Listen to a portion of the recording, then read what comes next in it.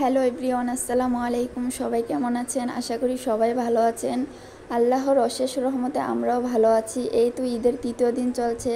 কার কীভাবে ঈদ কেটেছে অবশ্যই কমেন্টে জানাবেন। আমার ঈদ ভালো মন্দ সব কিছু মিলিয়ে কেটেছে, সব কিছুর জন্যে আলহামদুলিল্লাহ। তো এই তো ঈদের পর বাবা বাড়িতে চলে এসেছি। কে কে বাবা বাড়িতে এসেছেন অবশ্যই কমেন্টে জানাবেন। বাবা বাড়িতে না আসলে কিন্তু ঈদ হয় না। তো কে কে এসেছেন অবশ্যই কমেন্টে জানাবেন। এই তো আমার দুষ্ট ছেলে এখানে মাটি দিয়ে কেক বানিয়েছে। দুষ্ট শুধু মাটি দিয়ে সারাদিন খেলতে চাই। তো আম্মু সকাল সকাল নাস্তা বানিয়েছে, চিতই পিঠার গরু মাংস। তো আমরা নাস্তা খেয়েই বাসার পথে রওনা দিব। তো এই তো আফ্রিদির বাবা আর আমার দুলাভাই সবাই তারা নাস্তা খাচ্ছে। তো এই তো এখন বাসার পথে রওনা দিব।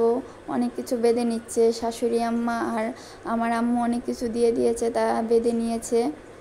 বাসার পথে রওনা দিব তার জন্য। তো এই তো দেখুন, আমার ছেলেকে একটু শুধু বলছে যে বাবা ওদিকে যাও, তার জন্য রাগ করে এখানে এসে দাঁড়িয়ে আছে। তাকে একটু কিছু বললেই সে রাগ করে থাকে।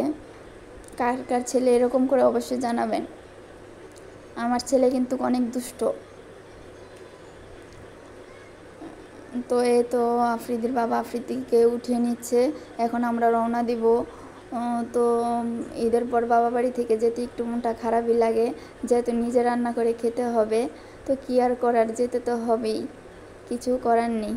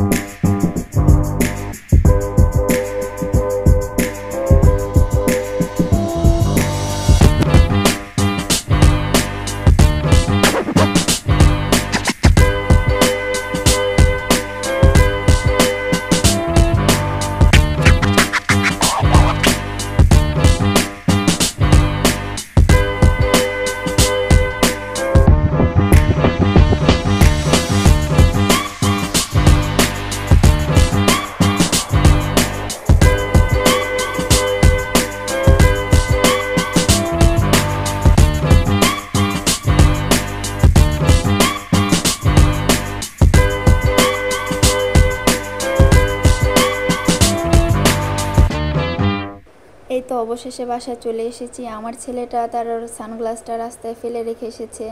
তো রাস্তায় খুব অন্ধকার ছিল, মনে হচ্ছে যে বৃষ্টি হবে। বৃষ্টি হওয়ার আগেই আমরা বাসায় চলে এসেছি। তো আজকে ভিডিও এইখানেই শেষ করব। যারা যারা আমার ভিডিও পছন্দ করেন অবশ্যই লাইক, কমেন্ট এবং সাবস্ক্রাইব করবেন। আর শেষ পর্যন্ত যারা যারা দেখেছেন তাদেরকে অনেক অনেক ধন্যবাদ। সবাই ভালো থাকবেন, সুস্থ থাকবেন। আল্লাহ হাফেজ।